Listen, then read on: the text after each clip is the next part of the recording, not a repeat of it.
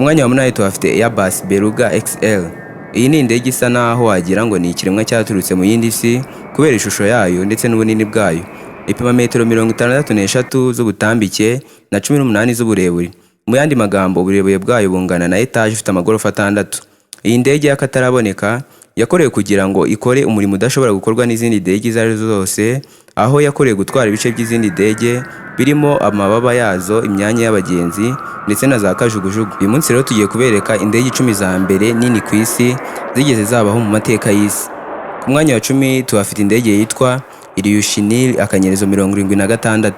Iyi ni indege yakoreshejwe cyane mu gihe cy'Abasoviyete mu gutwara abasirikare ndetse n'imizigo iremereye irimo nk'imodoka za gisirikare, ibikoresho by'intambara nk'ibisasu, imbunda ndetse n'ibindi.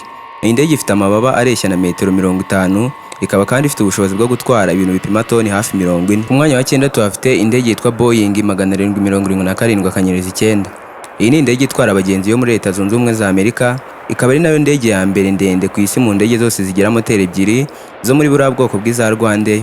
Iyi ndege ndetse kandi kubera ko amababa yayo ari manini cyane ku buryo atabasha kwinjira mu marembo y'ibibuga by'indege byinshi, uruganda rukora indege rwa Boeing rwayihaye uburyo bwo guhina amababa yayo akava ku ngano ya fiti 135 akangana na fiti 112.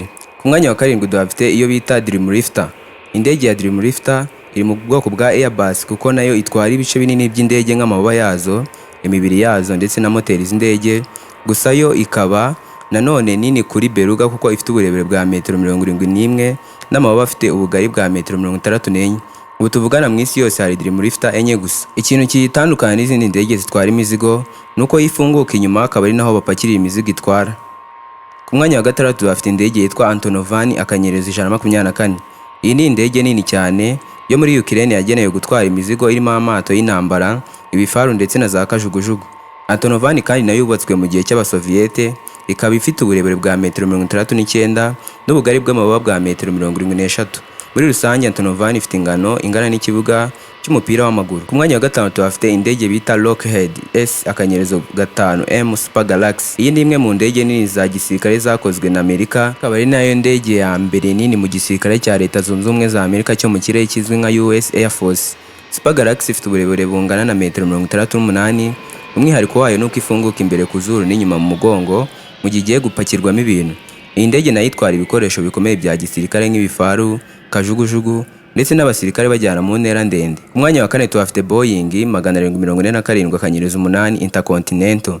Iyi ndege ni nini cyane, itwara abagenzi yakozwe na Leta Zunze Ubumwe za Amerika, ifite metero 76 z'uburebure, amababa yayo akagira metero 68. Ibi bikayigira indege ya mbere ndende ku isi mu zifite moteri enye. Umwihariko w'iyi Boeing nuko itwara abagenzi benshi kubera ko yubatse mu buryo bwa etage, igizwe n'amagorofa 2 ndetse ikaba ikenera benzine nkeya kugira ngo igende ingendo nyinshi.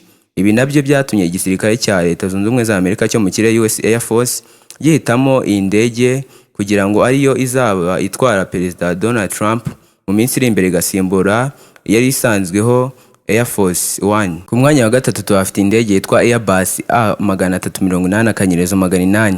Iyi ni indege nini cyane itwara abagenzi ku isi, yakozwe n'uruganda rwa Airbus rwo mu Burayi. Ifite uburebure bwa metero 73 n'amababa agera kuri metero 80. Ikintu cyihariye kuri iyi ndege nuko ifite amagorofa 2 ava imbere akagera inyuma.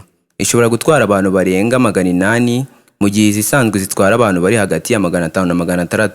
Mu isi hakozwe izi ndege 151, gusa nubwo uruganda rwa Airbus rwarekeye gukora izi ndege, ariko zimwe na zimwe ziracyakoreshwa cyane na sosiyete ya Emirates kandi irakunzwe kubera ubunini bwayo, ituze n'ukuntu itwara abagenzi neza. Ku mwanya wa 2 tuhafite indege yitwa Antonov 125 Maria. Yari indege ya mbere nini ku isi yigeze kubaho ndetse ikaba yari itunzwe n'igihugu cya Ukraine gusa.